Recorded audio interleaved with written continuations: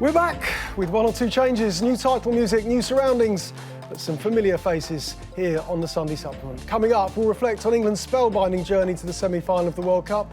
And as we prepare for the start of the Premier League season, Jose, he's already on the warpath with his boss Ed Woodward over a lack of signings at Manchester United.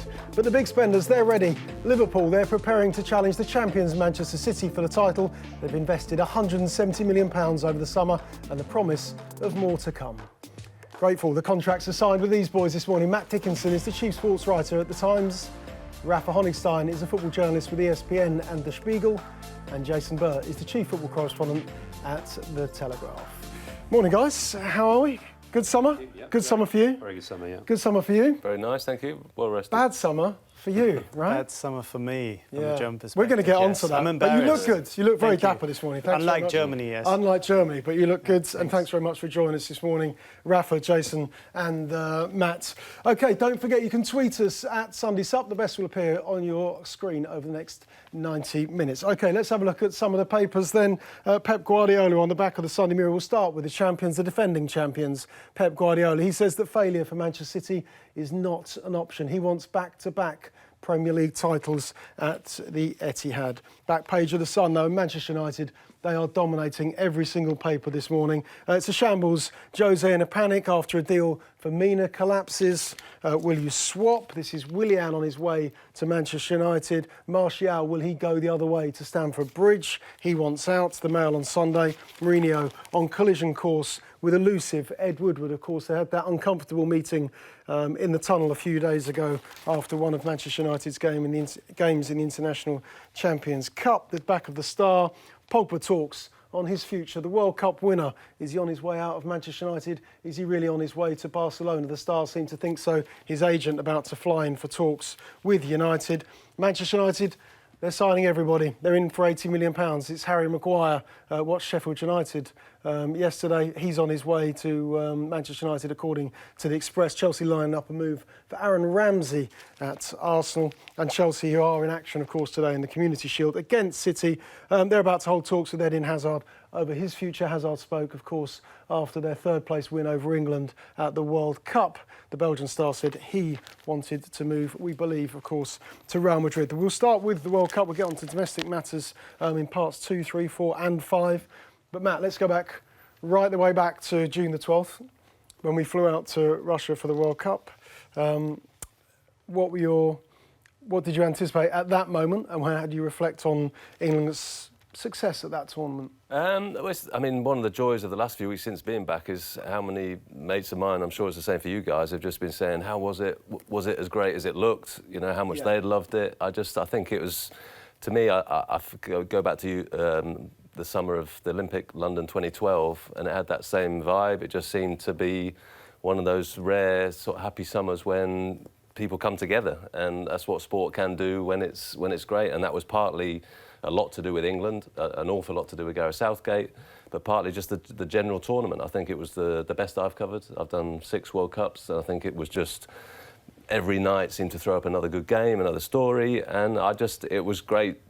Obviously an absolute privilege to be there, but also great to come back and just meet up with mates and just reflect on what a great summer of football it was. Yeah. Chase? I agree. I mean, I think Southgate played a blinder, to be honest, the way he went at the tournament. He got all his planning right, he got all his phraseology right, he talked about attacking the tournament, he also talked about what's the worst that could happen. Well, the worst that could happen has already happened for England, so he couldn't go any worse than that has been in the past. So it was almost like a year zero approach to me. It's like we go from here and we try and build from here. And that re-engagement process was hugely important. And I think there's an awful lot of smart stuff happened off the field with England as well, in terms of the way they organised themselves, but also the way they projected themselves as well to the rest of the world. And I think we come away from that tournament thinking this is the starting point now. We've made a decent fist of a tournament for first time in a long time, and we've got to move on from here. And I think it was almost like a re-engagement process was the most important thing for me. And as Matt says, you come back to England, and what was lovely was people talking about enjoying watching England play, enjoying being part of the tournament. So many tournaments I've gone to, and you come back and people say, what was that like? Or what was the point of that almost? And you feel that sometimes when you're out there. You're investing all this time and your organisation is investing so much money into it, and you come back and suddenly you think, well, actually, this one was worth it. It did feel worth it, and it did feel like it was at the start of something, hopefully, that can progress the next few years. Rafa, when you saw us at the tournament in press boxes or at press conferences, how did we come across to you? Because there were times when Jason and I and Matt as well, we did the podcast throughout the tournament, and we were kind of beyond excited, I think, at various points. Yeah, I mean, I've covered England long enough and Germany long enough to understand sort of the fluctuating fortunes. It felt a little bit like 2004 to me, where England had a really decent shot at winning a trophy. Germany were terrible, got knocked out early. And the enthusiasm and the excitement that you could see from people, that the idea that England are no longer relevant as a team and that football sort of is something that people have fallen out of love with, immediately gets shown up for being wrong. And I think the issue was that perhaps towards the end of the tournament, the likability and the sort of excitement about this team was a little bit confused with the real quality. And the real quality perhaps wasn't as great as the momentum and the feel-good factor that came with it. And the enjoyment that even I got watching this team and watching these young players blossom and watching Southgate and someone who had new ideas and who was very, very smart. And most importantly, changed, I think, this mentality that surrounded England. Whenever I've covered England since 2004, they came with this huge aura, a sense of entitlement. Photos of 2001, Germany 5-1, here we come, where's the trophy? This time Germany were the people with the entitlement, and England just played it really cool and just had a really likeable squad. Did that euphoric feeling and that momentum that you just talked about and that sense of entitlement, that it's coming home became a bit of a theme, became an anthem again during the tournament. How was that perceived outside of England? I think it's a difficult one, because in a lot of places, English might not be the first language, and football's coming home sounds as if, we are the inventors of football and we're taking it back now. You might have had it for a few decades, but here we are, and it's rightfully ours. I know the song. I've lived here long enough to understand that this is not what it's about. There's a sense of irony, there's a sense of self-deprecation, but this doesn't really travel very well. And I can understand why some coaches or some teams think that this is another way to motivate ourselves to show up the English. But I think there's a lot of things you can say about this England team, but arrogance and sense of entitlement really did not come into it. No. Was there a missed opportunity? Croatia in the semi-final of the World Cup, Jason? 22 minutes away from the World Cup final. We're all sitting in that press box thinking, no, this can't be happening. But you're absolutely right. I mean, there may be an element of coming away from it thinking that could be as close as it might be for a very long time. Sorry, Jason. How far into your match report were you? So you said 22 minutes, because I posted mine online of what I was... with 22 minutes to go, what I was working towards. It wasn't the finished and it wasn't the end product. Hopefully I'd have had an opportunity to craft it. Yeah. But I was working my way towards, they are 90 minutes away from immortality. Yeah. That's what I had in my mind. There was a mild sense of rising panic and thinking, how do I capture this correctly? How far into your match report? Not too far. I was holding my nerve a little bit because I thought the deadlines work for I'd crumbled. The deadlines work for us a little bit because the kickoffs were a bit earlier in UK time, obviously, than usually we have to deal with. So we had a little bit more time. But there was that mild sense of rising panic around it. Although I was slightly fearful from the moment England scored that they might not be able to hold on here anyway, and they needed that second goal. So I was slightly worried about that as well. But yeah, as you say, the bigger point is the kind of missed opportunity.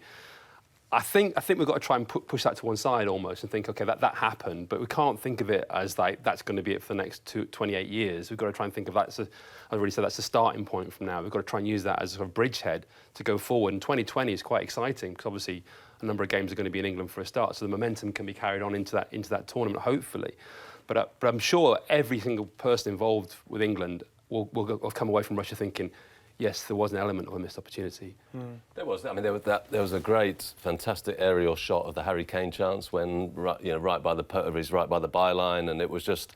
I woke up. That's the first thing I saw when I woke up the next morning. It was on social media somewhere, and it was just one of those. On the one hand, it's a what-if moment. On the other, I think Raphael's totally right. The fact is that the enthusiasm for the tournament did start to probably confuse our understanding of where we're at, and the fact is that, Gareth Southgate had a brilliant summer, but he must work on a tactical plan B. I mean, I spoke to a couple of coaches I know very well, said when we were being overrun down the flanks, he needed to make a radical change, maybe go to a back four. But the fact is, for understandable reasons, he hadn't drilled that yet. He had taken a young team, he wanted to really bed them in, he wanted to get this system working. But now, it took us this far, and now we've got to work out what takes us to the next stage, which is probably being able to switch systems, probably being able to, tweak a couple of things here and there. So I think it was, it was a great summer, but as Jason said at the start, all of us have got to take this as a launch pad to get better. But at the time, though, mate, we wanted to live through it and enjoy it. The moment was there. It was, and you never know, and you never know if they can't. I mean, the fact is, England could be 20% better in 2 years' time, but then you meet a revitalised Germany, you meet Holland, Italy, who weren't even there. You meet, a better team, and there will be better teams than us at Euro 2020. So, like you say, you can't. Maybe it will turn out to be the closest we get for another 20 years. That's not being pessimistic, or that's just the reality. But the crucial thing is, all you can hope for from an international coach and players is that they are the sum of their parts, and hopefully a bit better than that. And that's what they were. He got very close to maximising the potential of this team. But I think for England to get closer to actually winning things, they need more players. And more creative players, and we need we're looking for a Quintero, or I know some of these guys went home earlier, but you're looking for that little, a bit of variation in the type of player. Someone who is happy in possession in midfield. England had a lot of players who wanted to run towards things, wanted to make things happen in the final third. They played with Henderson as the only real midfielder, and he had a hard time, I think, by the end of this game, by the end of the Croatia game. Particularly the Croatia game, yeah. And you look at the Premier League and you think, how many English players actually play the kind of Modric football? How many England players actually hold on to the ball in midfield? There's not many. I think there needs to be a different type of player emerging for England to get to the next stage. It's that sort of Harry Winks style play. I mean, Harry Winks not in the squad and hasn't been in the England squad for a long time. Harry Winks is that kind of industrious player in the centre of the pitch who's all about one-touch passing and moving the ball around quickly. Yeah, absolutely, and hope. And I think he would have gone to the World Cup if he had continued playing for Tottenham. Sure. Obviously, he got injured, lost his place. I think he would have been in the squad. And I think the positive thing is that Southgate's proven himself to be a manager who is brave enough to be bold. And I think this squad will continue to get younger, and there'll be a number of players this season who we will see coming into the squad. I would expect if they carry on progressing, not least Ryan Sessegnon at Fulham. If he gets some games and plays well in the Premier League, I think he will definitely be in the England squad. So I think Southgate will continue with this plan. There's no reason why he won't, and I think he's well aware of the point that both Rafa and Matt make about that creative deficit. If you're going to get over the line at the top table of competition, you need more than just what England have got. They got very, very close, and that's obviously the argument about maximising your resources, but you need something more. The search is now on for what that something more is. Yeah. You shouldn't forget, we did win a penalty shootout as well. Yeah, and that's what sort of started that's when the momentum really began. But that's back to the mental side, and it was a lot of little bits that, you need a bit of luck to it. You're a Jordan Pickford 3 inches away from going the other way, but the fact is they did all they could to win that penalty shootout, and they, on the back of that, I think they deserved a bit of luck. Yeah, no, they certainly did. England getting to the semi-finals.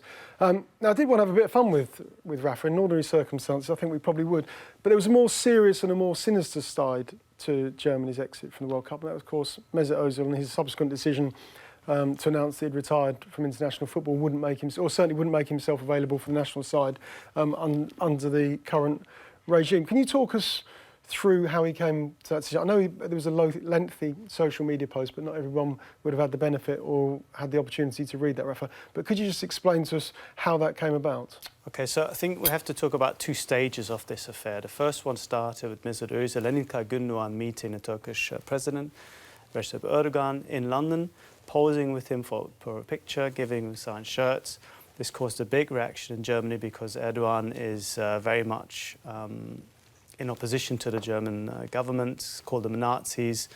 He's campaigned for Turkish people in Germany to vote for him, for really a regime that rides roughshod over human rights, lots of people in prison. So posing sort of a political problem for the team and making people wonder, how much do they really identify with Germany and German values. So it did create a distraction. He refused to talk about it throughout the pre-tournament and the tournament itself, which then put the onus on his teammates. to constantly explain why he was doing it, and I think that went down very badly in the dressing room, but it wasn't enough to cause a real problem as far as Germany's performances were concerned. And the story was kind of over until they get knocked out, and Reinhard Grindel, the German FA president, and Oliver Bierhoff, 2 weeks after the tournament say Mesut Ozil should have done a lot better, he should have explained himself, he should have apologised, at which point there's a real torrent of abuse that he gets on social media, part of the press as well, who jump on his Turkishness as one of the reasons why he didn't perform well enough, and as an extension Germany didn't perform enough. And he made that very clear in that lengthy statement that you mentioned. And the disappointing and troubling thing is that nobody, with the exception of Gerald and Boateng, has seen that dimension of the story.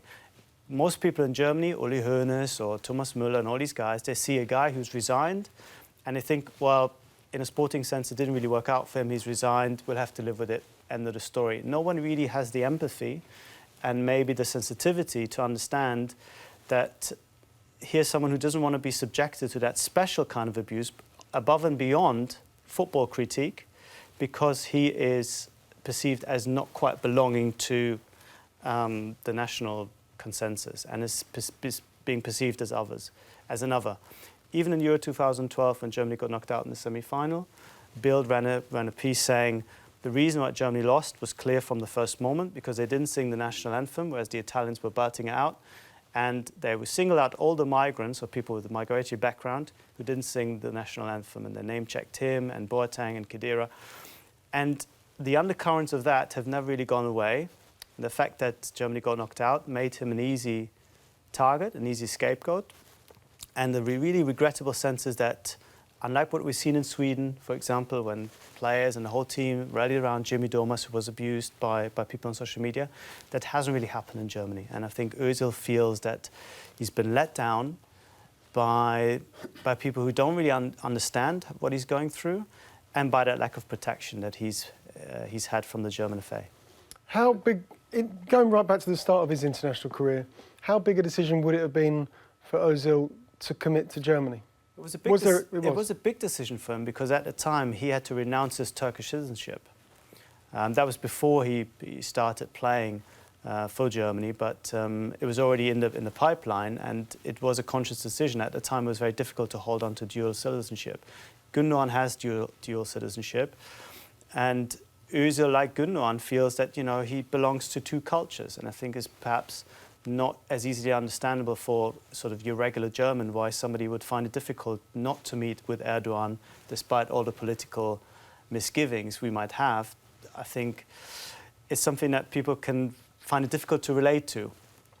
But he has always performed well for Germany. You might think that he polarizes opinion the way he does at Arsenal, and yes, there are Germans who don't like his style of playing, they get very upset when he doesn't sweat and he doesn't seem to be running. But he is one of the main reasons why Germany started playing a very different and much more successful football over the last decade. And he's only ever missed one tournament game since breaking into the team in 2010. So on all levels, it's a huge loss for German football, on a footballing sense, in my view. But there's something that's bigger that's gone wrong, and I think it will need a lot of mending.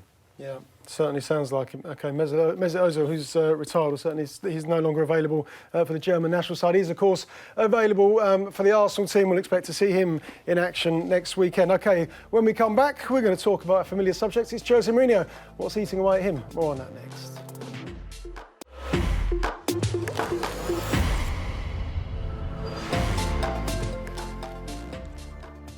Oh, we were a bit worried about our new title music this morning, but the moral arbiter that is social media apparently has given it a thumbs up over the last 15 minutes or so. Tell us more at Sunday Sup, and we'll put the best on screen for during the rest of the show. Let's move on to, actually before we do, there is another first this morning on the Sunday Supplement. So if you can spot it, or if you can see it, it's already been referenced once or twice on social media, but if you can spot it, tweet us at Sunday Sup. I'll reveal more as the show goes along. Let's move on to Manchester United, Jason. The stories in the papers this morning, full of Manchester United, Mourinho on collision course with Ed Woodward, Paul Pogba on his way out, Mino Raiola, his agent is agitating, he wants his client to move on to Barcelona. Then it's Willian on his way to Manchester United. Anthony Martial on his way to Chelsea. It's a shambles, the back of the Sun. But it's not a shambles at Manchester City. Failure's not an option for Guardiola. Let's talk United, though, and what are the problems there? Is it solely about the signings? I mean, it's obviously been a very, very unhappy pre-season tour to America, which the irony of that being that Jose Mourinho tends to love to go to America. He's often deliberately not gone to the Far East to say he wants to go to America for his pre-season. But they spent good money in the Beverly Hills Hotel. Exactly, but his whole demeanour, his language, I think there was quite a good comparison that came out with what Klopp's been saying about the young players at Liverpool, what Guardiola's been saying about the young players at Manchester City, and then Mourinho effectively throws the young players at Man United under a bus saying they're not good enough, which is great for their confidence and obviously great for the club. However, if he's only spoken to Ed Woodward once in 17 days, which is the story this morning, I think, in the Mail, that is a problem. That is a serious problem between the board. Particularly in pre-season. And the manager. Now, whoever's fault that is a real issue. Whatever Mourinho is complaining about or his grumpy, sour-faced demeanour that we see time and time again, and we've seen many times before, that is a problem for any club. That cannot be a healthy state of affairs. So there's obviously culpability, probably on both sides there. What always surprised me about Manchester United is the whole approach to transfers. It is just so scattergun. It is like they just seem to want to nick players from other clubs that people are after. There's no real strategy. The signing of a centre-half, suddenly it's Harry Maguire because he had a good World Cup. Well, I've never heard Harry Maguire being linked to Manchester United before then. He hasn't been talked about before. Doesn't seem to me to be a Mourinho-style player.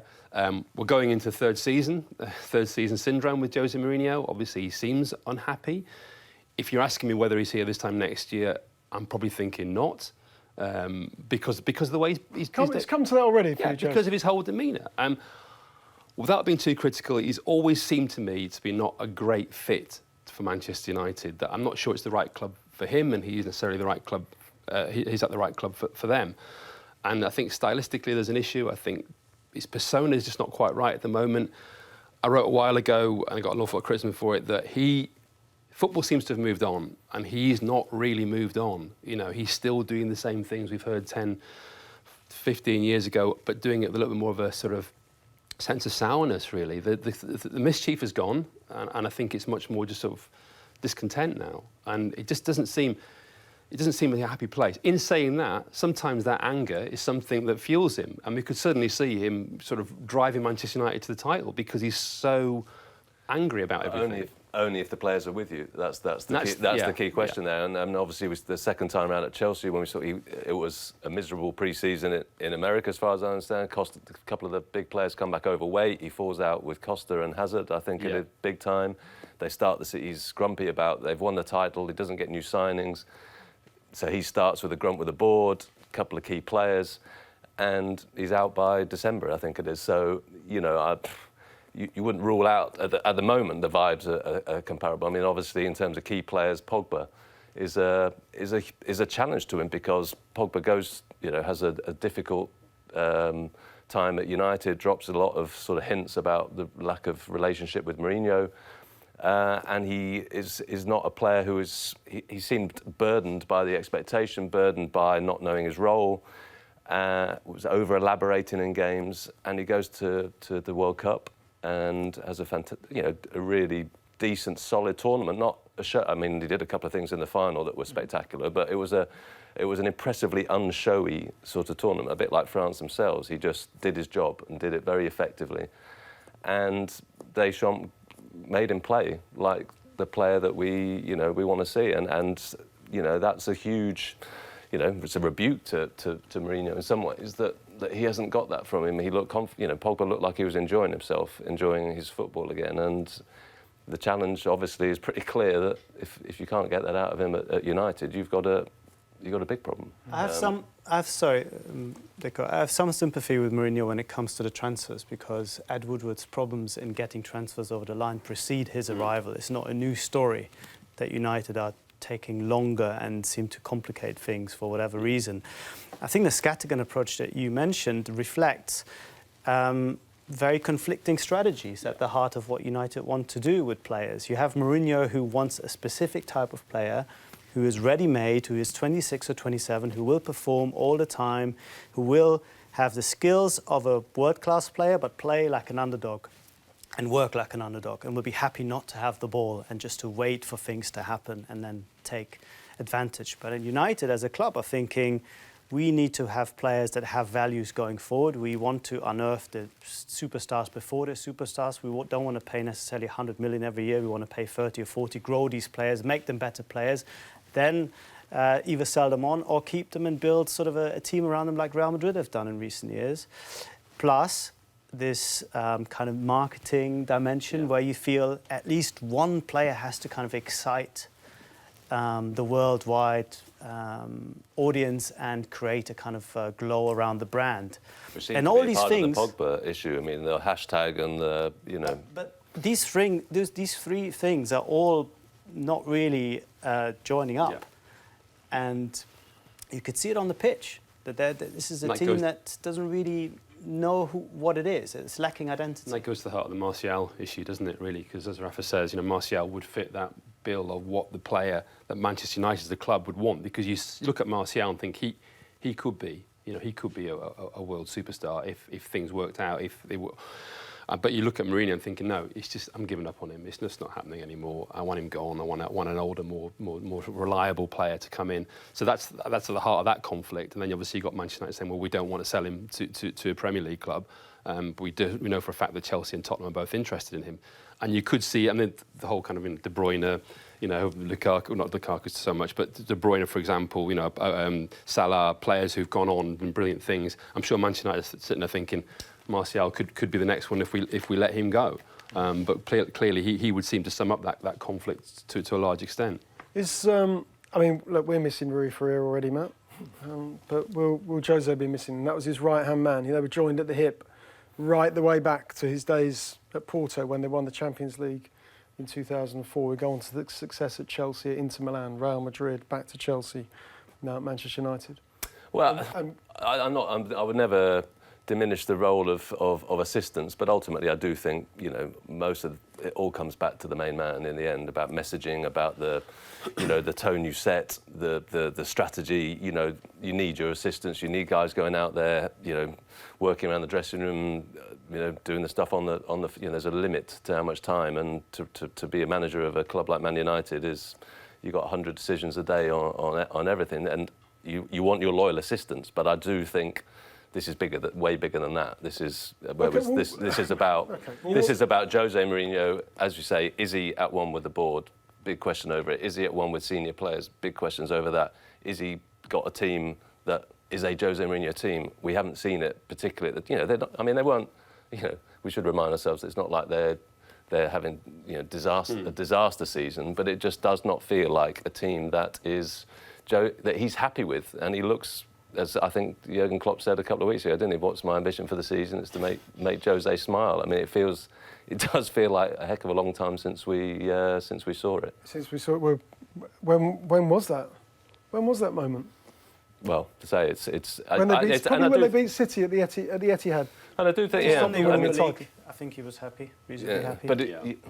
But you've got the obviously what's happening at City is there as this big measuring stick for them, and I do I think Jason had a point originally. It's can Jose Mourinho be loved at Old Trafford? It's I've got United fans in my sort of extended family, and they're constantly wrestling with that debate. They want him to succeed, don't they? Obviously. Yeah, they want him to succeed. They know he's had brilliance in his time, but can we quite love him? Is he our fit? He's no Rafa beyond Manchester United.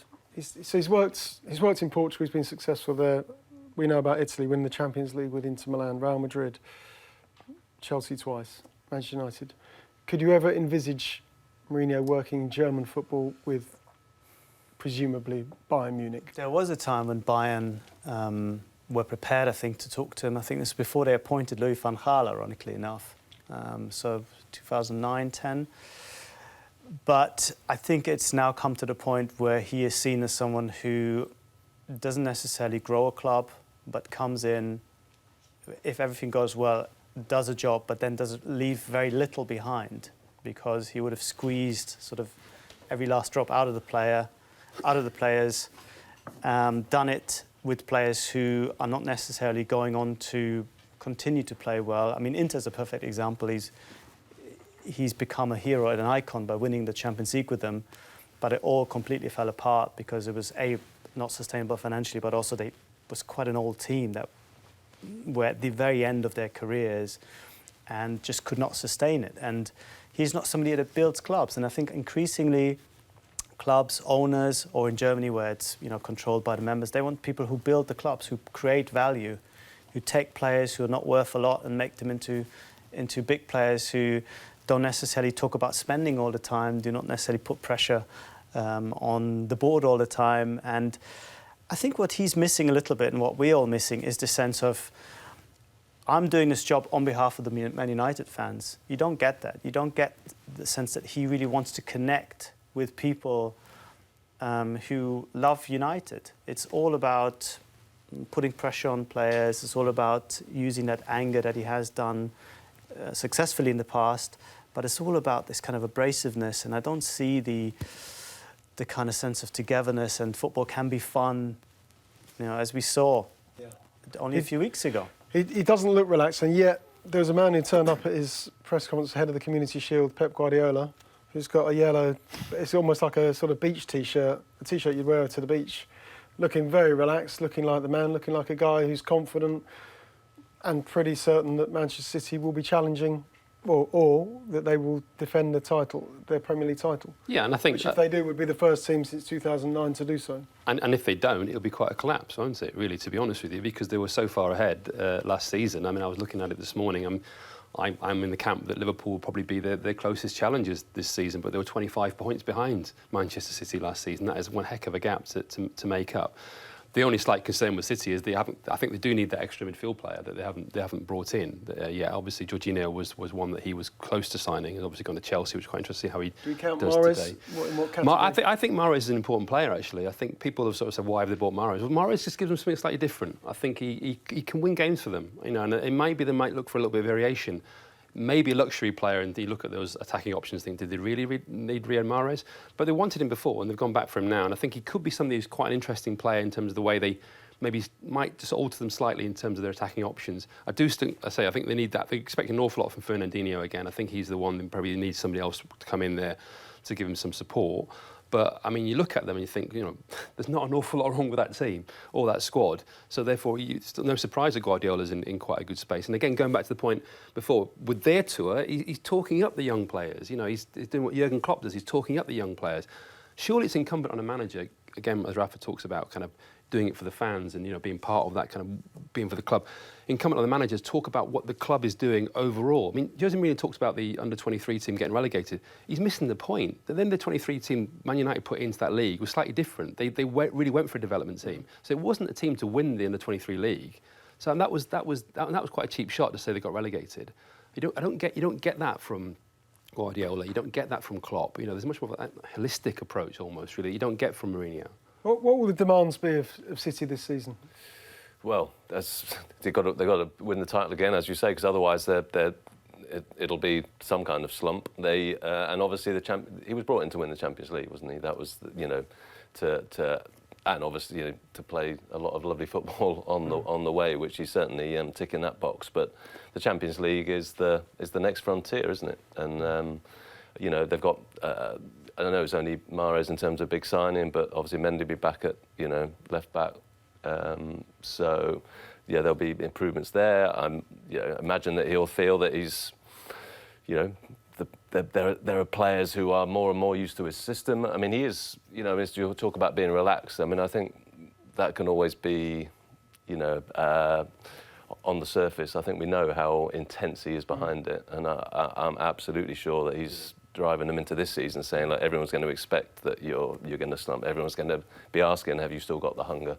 And they still have got new frontiers to go to, particularly in Europe. I mean, they certainly have. Just want to finish off actually, just asking about Sane. And his exclusion from the German national side to go to the World Cup. What were your thoughts on that? I was surprised, like most people. I could understand Löw to a certain extent because he didn't see him as a starter. He felt somebody who, whenever he played 12 times before, he'd never really had much of an impact. Seemed a little bit too direct for what Germany were doing. Germany were all about control, passing out, then coming back. He would start running with the ball, sort of run into a brick wall, and then Germany would lose the ball. And I think there was a kind of a difficulty fitting him into the system. But I think it became very clear that Germany were missing exactly that kind of player. They were missing that space and that pace in the final third. They were missing that bit of individuality. But I think we shouldn't underestimate the importance of having a kind of harmonious and happy dressing room, especially after what happened in Germany, the World Cup. And I think there was a fear or concern that Sané, not being a starter, would kind of give off the kind of vibes, even if he didn't say anything, just a kind of passive-aggressive, maybe just unhappiness that might be detrimental. But I think now Löw has realised that it was a mistake as well. Yeah, sure. OK, well, certainly Manchester City had a great season for them. Of course, he's a young player of the year. OK, next up, it's all change in London. Chelsea have got a new manager. Arsenal have got a new manager. How will they get on in the new season?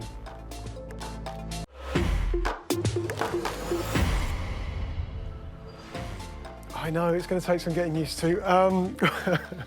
Matt Dickinson likes it, though. Rafa, thumbs up? Yeah. Chase? Yeah, nice and mellow. Like it. Nice and mellow. Not so mellow, well, Pep's definitely a mellow in the back page of the papers this morning. It's a Sunday Mirror. Failure is not an option for his Manchester City side. They're in the Community Shield. They play Chelsea this afternoon at Wembley. Things aren't so mellow, though, at Manchester United and at Old Trafford. The Sunday People, will you swap? This is William. Will he really go to Manchester United? Martial going the other way down to Stamford Bridge. Not so sure about this. Mourinho on collision course with elusive Ed, though. This is Chris Wheeler's story this morning in the Mail on Sunday. Pogba's talks on his future. His agent, Mino Raiola, about to fly, and he wants his client to join Barcelona. And Chelsea's whole talks with Hazard over his future. Of course, he wants to go. He wants to leave for Real Madrid. Let's start with Chelsea, because they're in action this afternoon against Manchester City in the Community Shield. We'll get on to Hazard in a moment. But the appointment or the dismissal of Antonio Conte, having won the FA Cup, and the appointment of Maurizio Sarri, how will Chelsea supporters feel about their incredibly popular manager, probably the most popular manager since Mourinho first time around? How will they feel about it? How do they deal with it? Are they entitled to feel upset, angry or aggrieved? I thought he was starting to turn against Conte a little bit towards the end of last season. I think people were getting a little bit fed up with him, actually, around Chelsea, not just the club, but also the supporters. The schism between the club and the manager is so long running. It was virtually from a few weeks into him being at the club, and obviously then got an awful lot worse in the first January window with Diego Costa and so on, and it carried on, and they won the league, and it masked an awful lot of problems, because obviously that summer then I think it was broken between Chelsea and Conte, and again I think we all thought that he would go after the end of the second season. I think the supporters couldn't understand it, but then they are Chelsea fans. They should have been here before in many ways. And I think there was a fundamental misreading of the situation by Conte. He didn't understand the club he was joining. I think he wanted to try and take control of a club that we're not going to let a manager take control of it. Good luck with that. Exactly. It was never going to happen. A fundamental misreading of the whole situation, and therefore it was never going to last. I think Sarri, without being too sort of naive, fits the mould much more of what they want. He's not going to go in there and demand players. He's not going to go in there and demand control. He wants a certain way of playing which Chelsea want him to do, and make it much more attacking and attractive. I think the big thing with Sarri, which I'm quite intrigued by, well, two things are, he's been around a lot, he's got a very interesting background, and he's won nothing. The second thing is, if and I was told this last season, if for some reason Guardiola had left Manchester City, they would probably have gone for Sarri. So that's how highly rated he is. And I think so him going to Chelsea is intriguing for me. It's almost like an experiment. Can he impose his style on this group of players who've never played like this before? Are they ready for it? And are Chelsea ready for it? Because it could be a roller coaster ride with Sarri. It could be anything. They could be champions, or they could be out of the top four. I'm not quite sure what's going to happen with him at all. And he's going to do it largely with this group of players. But I think with Conte, I think it had reached a point where he had to go. He can't. People can talk about, yes, he won the league and he did this and he did that, but the relations within the club were so broken that it was unsustainable. There was no way he could have carried on. And we've seen that bitterness continue throughout the summer, because he's turned down jobs, big jobs. I mean, I was told he turned down the Real Madrid job just so he could get what he wanted out of Chelsea, and that is ongoing. That is ongoing. That is still not dealt with. And obviously that was part of the reason why they left it so late to appoint Sarri. So There's an awful lot of work to do this week alone, I think, at the club. So we can't really judge Chelsea necessarily until we even know the transfer window closes. Because even then we don't know, because Courtois could still go to Real Madrid after next Thursday, because obviously they can still sell to a foreign club. So there's an awful lot of work to be done still at Chelsea. But I'm really intrigued by Sarri, and I think people might be underestimating him. I think it is. I think it is the most exciting move of the whole summer, just because he is, as Jason said, such a... Well, his background in itself, and we read a profile on him in the paper yesterday. We were talking about, I mean, sounds like the most superstitious man on earth. I mean, he talk about, you know, when he was a young manager at an Italian club, and he drove into the car park once and pranged his car on the striker's car, and they won the big game. So the next week he drove in the car park and deliberately drove into the striker's car again to get the good luck. So it'd be interesting to see if he tries that in the Chelsea car park, given the Porsches and Aston Martins that are around. But he's an ex-bank, his whole career coming from banking, deciding he's going to be a coach, working his way up from absolutely nothing. The style of football he plays, I mean, I was doing, we had some columns with Patrick Vieira in the World Cup, and he talked about how he'd heard so much good stuff about Sarri that he asked, can I go and watch you? And he spent a week at Napoli around Christmas, and he said it was just amazing. I mean, he said the intensity of the guy, just watching his training sessions, he said it was almost hard to keep up. This guy was doing so much, he was so involved, and the style of football, obviously, as we saw in a lot of games with Napoli, was incredibly exciting. So I just think there is so much potential and yet so many questions. That's what makes it so exciting. Fascinating. It's the closest to somebody trying to emulate Guardiola you'll find in the whole of Europe. I mean, he wants to play like Guardiola City play, with Chelsea players who just came from a completely different system under Conte. But the early signs, for what I've seen, look really, really exciting. And I agree, I think this is the most exciting kind of story. Can this guy who's got no real managerial pedigree because he's worked himself up from nothing, can he sustain that kind of very aesthetic vision at a place like Chelsea with the players he has? Just one more sentence on Conte. I think it was underreported how fraught the relationship between him and the players have got as well. He'd completely kind of fallen out with his squad, didn't really talk to them anymore. He had to go. Whatever you think of what he'd done before, it come to a natural end. Does Hazard have to go? From his perspective, I think he feels he has to go because he's earned the right to play for Real Madrid, though, hasn't he? Has he done enough? From Real Madrid's point, I think he hasn't. That is his problem. I haven't seen them push to the extent that they have pushed for the likes of Ronaldo, for example, in the past, where they really feel this is the player for this year and we will do absolutely everything to get him.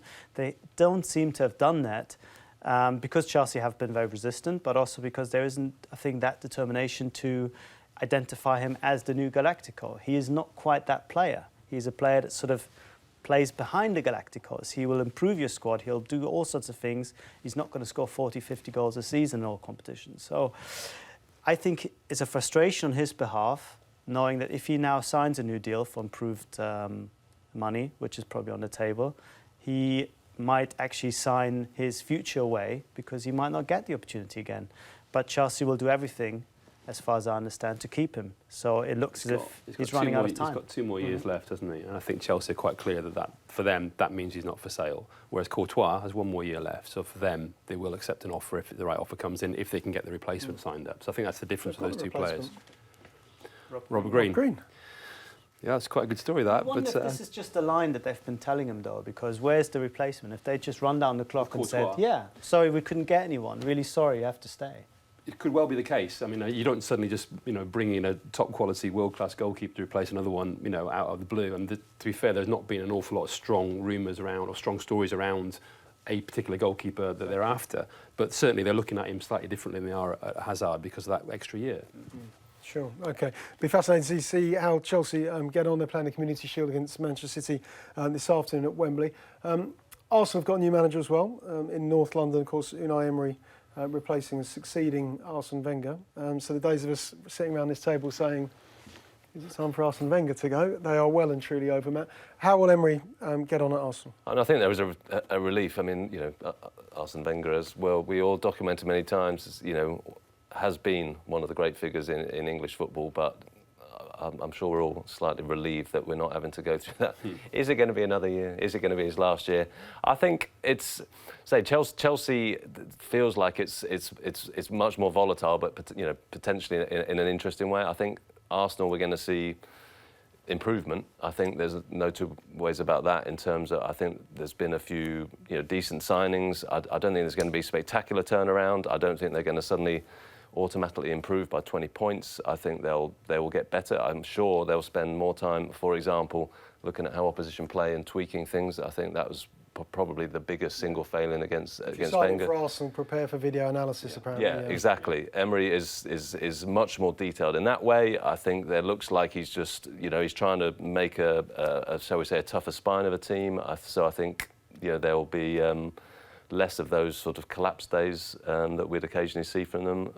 But I think we're looking, steady. We're looking at steady improvement there rather than some sudden charge. I mean, there are questions about Emery as well. I mean, he did, some stuff at PSG that you look at and think that was impressive, but he couldn't crack Europe with them despite the many resources. So I don't think I think you sort of look at him as sort of high on the B list of managers rather than on that very, very elite.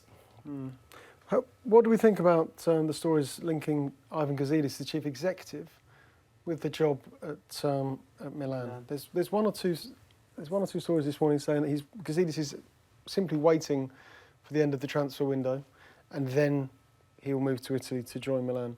Do we really think is there a transfer window for CEOs as well? What is the reasoning behind that? Yeah. I don't know.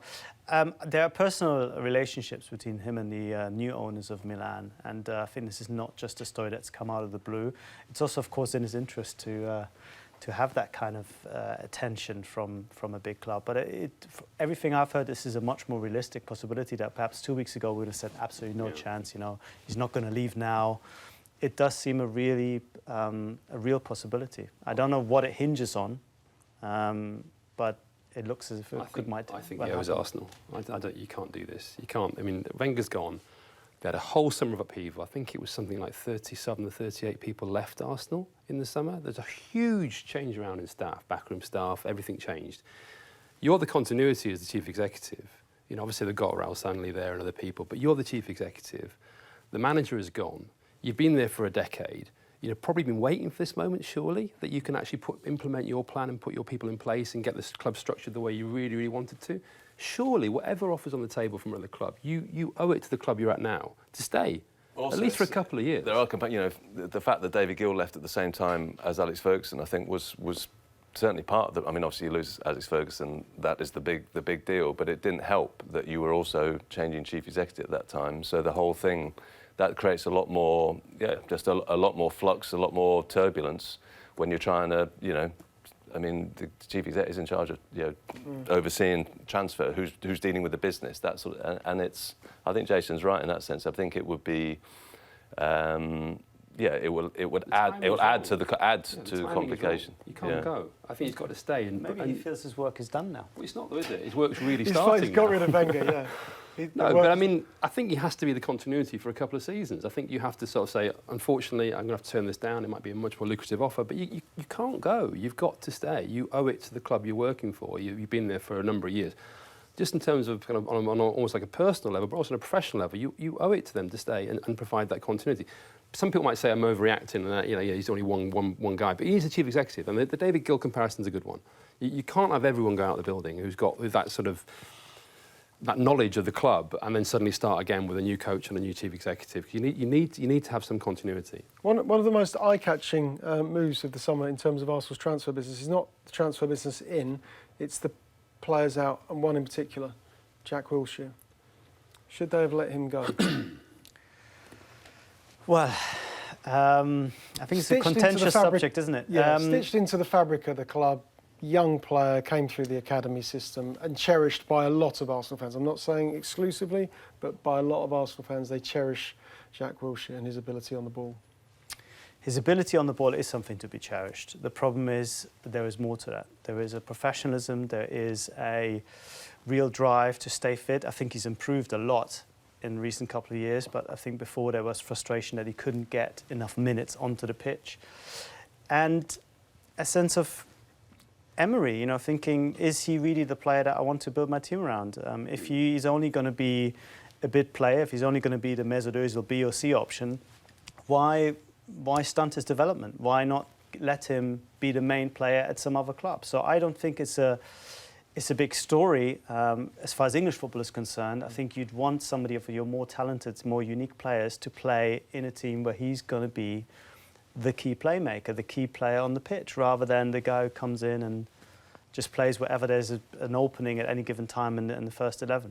Yeah, sure. OK, well, Jack Wilshere about to start his new career at the London Stadium with West Ham. OK, next up we'll talk about another London club, but that's Tottenham. We'll talk about all their summer signings.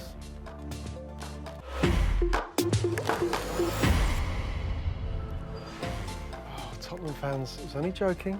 Calm. The signings will come. There's a few days to go, won't they? Convince Tottenham fans, and no, do you know what? Convince Mauricio Pochettino, the signings are on the way, Jace. Well, they're going to be earlier than usual, aren't they? Because they don't usually sign by the beginning of August, albeit it's still the end of the transfer window, which is normal practice. I mean, clearly, you know, he made it quite plain when he signed his new contract that he wanted business to be done quicker. They have done that in the past a couple of times, a couple of windows, but again, it's not really happened this window. There'll be lots of mitigating circumstances around World Cups and prices and so on. So the argument for Tottenham is Mauricio Pochettino signed a new contract, Harry Kane signed a new contract, they're not selling Ali, they're not selling Eriksen, Alderweireld might go. They've got a very, very strong young team, a squad probably got a bit more depth than people think it has. I think some of the younger players are good and will do well. There's continuity there. They're all going into a new stadium. It's all good. The downside, obviously, is everyone wants more. How do they get to that next level? And the argument then is, how do you do that? Do you just spend an awful lot of money to improve the first team, or do you try and improve the squad? What they've tried to do recently is improve the squad, and it hasn't necessarily worked with some of their signings, has it really? I mean, some of them have been hit and miss. So they're in a bit of a quandary as to where they go as a club. But I think the key thing for them, without sounding too sort of, non-controversial, is they've kept the people they wanted to keep. They really have kept. You know, Pochettino is staying, Harry Kane is staying. They have them in long-term good contracts.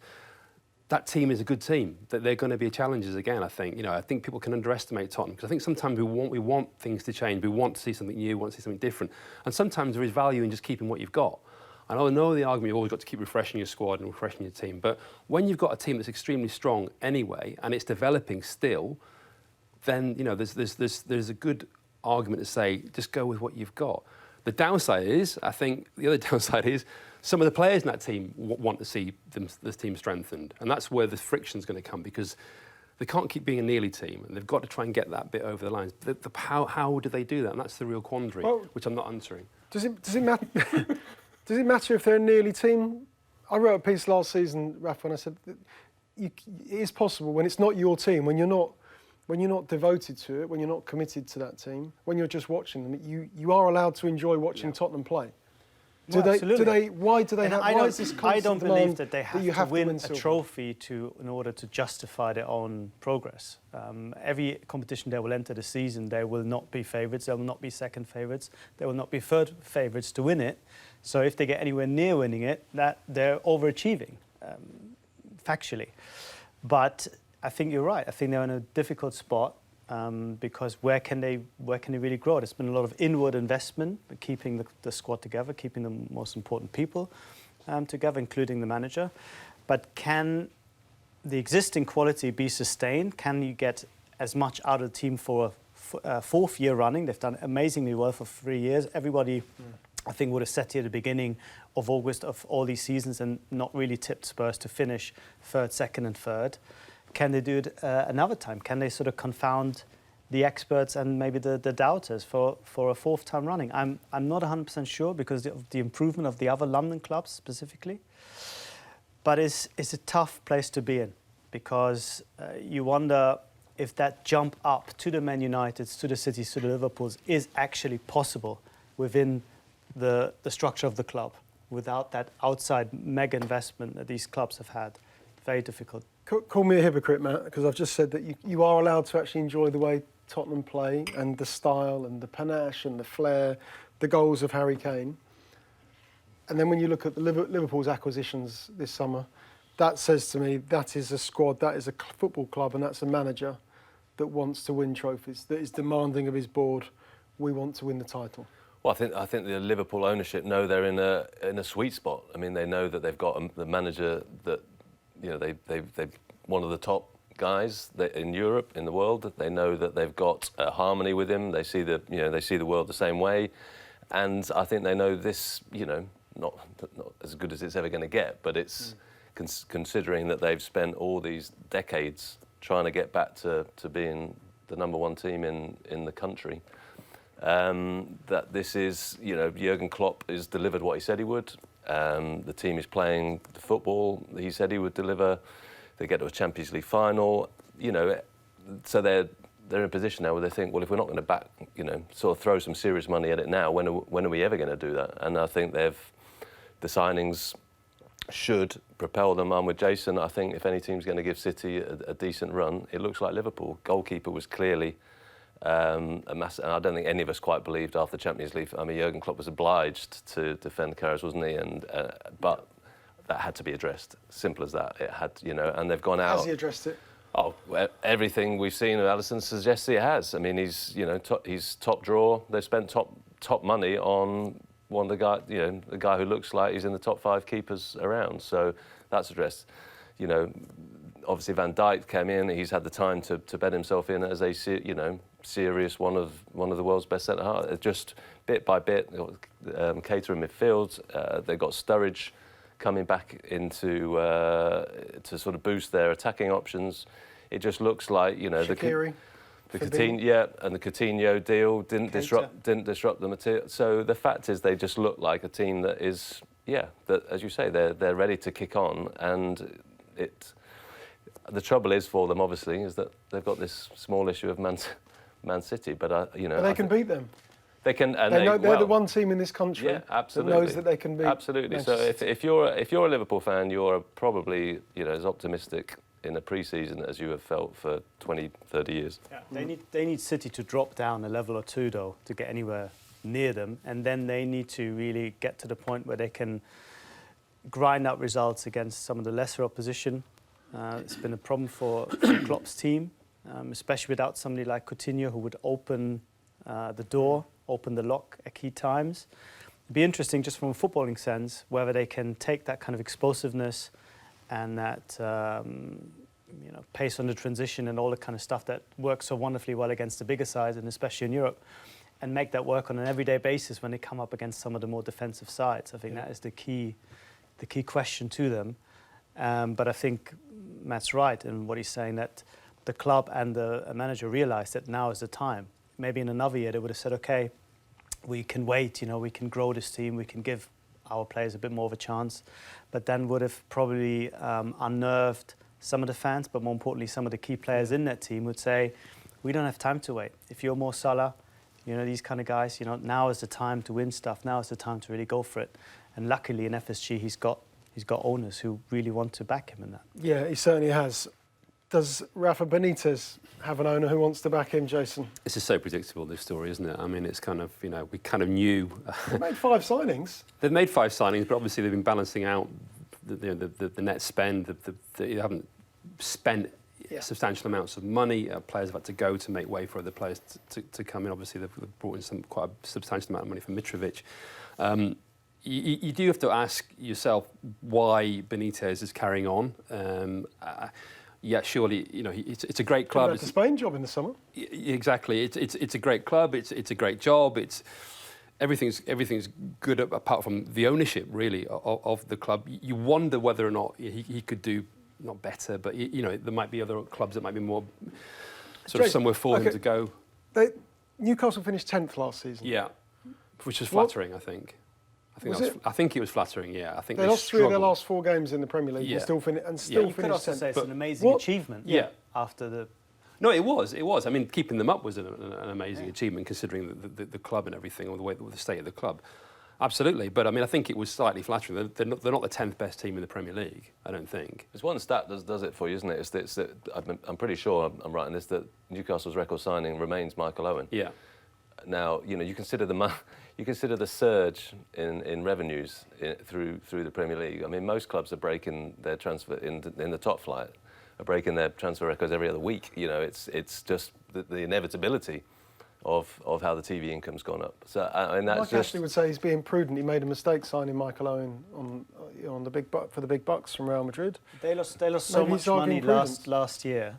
The results came out, I think, in May. They lost so much money when they went down to the championship. Yeah, yes. in the championship, yeah, and clearly, yeah, there was a reckoning to be done on that, and they were, yeah, as you say, absolutely. But some of the expense would have been front loaded, so now they're paying for what they lost, the money that they lost last year. But at the same time, to have been owner for I think it's 10, 11 years, and that figure to still exist just tells you how stingy he's been, or how some money's been missed. I mean, the fact is some of their signings were poor, and partly it's just he doesn't want to build on it, does it? I mean, and that's why we're back to the whole issue of, is Amanda Staveley going to reappear or not?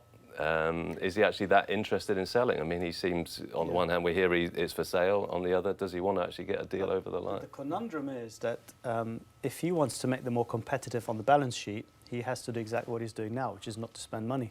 Yeah. If he spends more money now, the club will have even more debt. They already own, what, 145 million? And it's a huge personal loan to Mike Ashley as well. I don't see many people queuing up to pay him back. It's a catch-22 situation. Yeah, certainly is. OK, next up, we're going to go north of the border. We're going to talk about Steven Gerrard. It's his first game in the Scottish Premiership today as Rangers manager. They play at Aberdeen. More on him in a moment.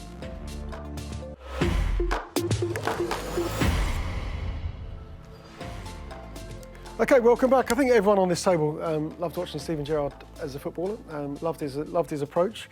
We're going to love his managerial approach now he's taken the plunge. Big club with Rangers, and his job is to resurrect them and to challenge Celtic's dominance in Scotland, Matt. Well, I think that's the first thing. You have to put it in context. I mean, see what Brendan Rodgers does with Celtic every year, smashes records, wins trebles, so you have to see where Rangers are coming from a long way back. That's just the fact. That's ever since the financial meltdown and the whole rebuilding of the club. So I think first of all, there's second is winning in that sense, because I just don't see that their financial disparity is colossal.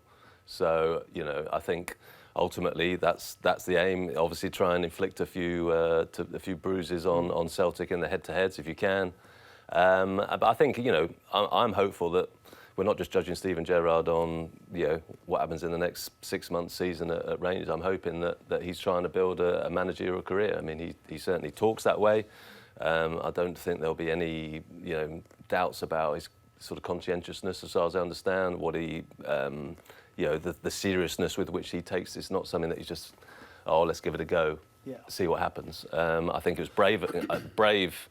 I think almost to the point of not reckless, but it was brave to take that job, because I think also, speaking to people who've managed in Glasgow, we know there's a particular energy to that city, and that can be distracting. It can be hard work. There is a fanaticism there, which, if it's behind you, great. But I also think it brings its own, pretty unique pressures. A bit like Liverpool.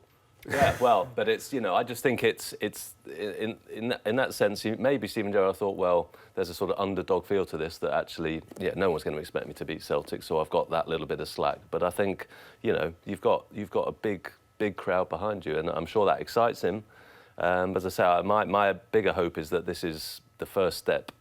That's not belittling Rangers. Obviously, it's a big enough job in itself. But I'm hoping that this is a sort of the building of a career, because it's very easy to sort of, especially with the turnover of managers, just to have a go, and then move on or go back. His age, with his experience in the career he's had, it would be unlikely that he doesn't have a strategy in mind. It may evolve and it may change and it may be fluid, but I would imagine Gerrard being Gerrard, that he'll have an idea of what he wants to do. Do we say the same about Frank Lampard? Got off to a good start on Friday night, of course. With his first win in the Championship as the Derby manager at Reading. Do we see similarities with Lampard's decision to become a manager? Yeah, I mean, it's a very different club that he's chosen. It's a very different approach that he's chosen, an approach that Steven Gerrard could probably have chosen as well. He could have gone to a good Championship club.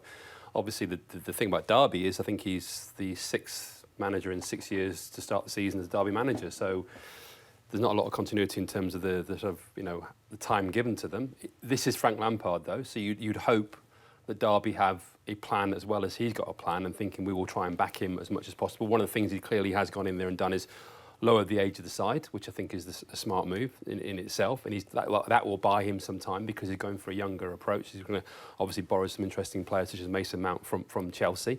You think of the sort of tools he's got in terms of the kind of the person he is, the character he is, bright guy. You'd have thought about this very, very clearly. It's not an ego thing, I don't think, for Frank Lampard. What's extremely refreshing for all of us is to see players of the stature of Steven Gerrard and Frank Lampard put themselves through this and go for it in this manner. It shows that they really want to give this a go, because we reached a situation where there were generations of players who weren't doing this. These guys have done it. Don't get any bigger names than these two. I think it's a risky job though, because the Championship is attritional. And there's no guarantees, and Derby have been close before, and managers have paid a heavy price for that.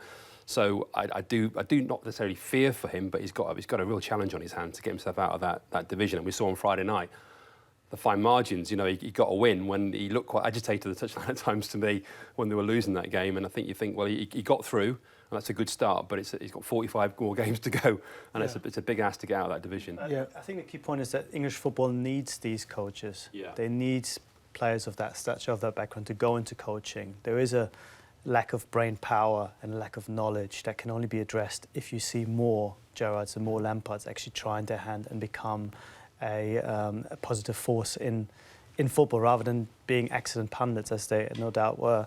So I think this is the big story here. This is good news. Yeah, it certainly is. OK, we certainly wish Steven Gerrard well in his managerial career. Rangers play Aberdeen this afternoon. That game is on Sky. Frank Lampard, of course, got off to a winning start on Friday night against Reading as the Derby manager. Guys, let's get on to our favourite subject, some predictions, where obviously we get hopelessly wrong every single year. But can anyone challenge Manchester City's dominance lapping over from last season? Are they going to take a lot of it? Liverpool seems set as the obvious, the best chasers. And as we said, big signings, exciting signings, look, the right signings. I think, and as we again saw head-to-head, they can give them trouble. So I'm hoping it's going to be close. I mean, I think we've just been talking about it in the break. The fascinating, you instantly put them. Well, I do. I think we've agreed around the table. You probably start City first, Liverpool, hopefully giving them a good run. But after that, there's a lot of variability. Is Sarri going to hit the ground running with Chelsea? Completely new system, new way of playing. We've got Tottenham. We all know that they've got a lot of strengths, but they haven't signed. It feels like you're then looking at 4 clubs into 2 places in the top 4. And to be honest, we could probably argue around the table and come up with any combination of those 2. I think it might be a bit too early for City. I think Guardiola has a habit of making things overcomplicated in his relentless search for perfection, and he can exhaust clubs and players, but I don't think it's happened yet. I don't think it will happen yet. 4th year could be the one too far if he does stay. My prediction, if you want a shock one, is United to finish outside the top 4. Or maybe it's not a shock, I don't know. Would Jose still be in charge if they did finish outside the top 4? Would he see the season through if they're about to finish Probably 6th? not. No, Messi was the Champions League. You think that's vulnerable? I think it's a already, fair shout. Do you think he's vulnerable already? Yeah. Sacked or walked? We've never walked. Well, when is a manager sacked or mutual agreement? In the sense that he's the sort of guy that would force something. Obviously, history shows that the 3rd season is the difficult season. I mean, there's no rocket science in that. There is a pattern in his career that is, and we've seen this with this summer. Matt's already talked about the signs at Chelsea last time round.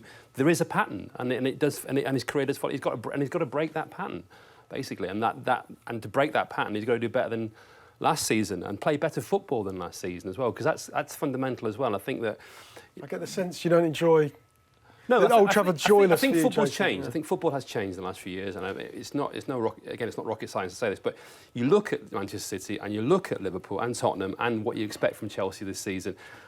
That is more progressive football than you've been seeing from Manchester United. I don't care what anyone says. Manchester United fans can get as angry as they want about it. They're not playing the same level of football in terms of progressive football. They're playing a more negative football, and football is not negative anymore. We've moved on from that. That era's gone. That Mourinho, Benitez dominated 10 years ago with that sort of football. Football is different now. The template has changed, so you have to move with it. And I think at Manchester United in particular, they demand that.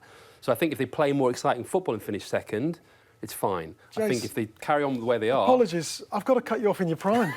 We've run out of time. I Well, gotta don't do worry, we'll be back predictions. next week. You'll be back as well. Thanks very much for your time this morning. Thanks to Matt, to Rafa, and to Jason. Thanks very much, guys. We'll see you soon, of course.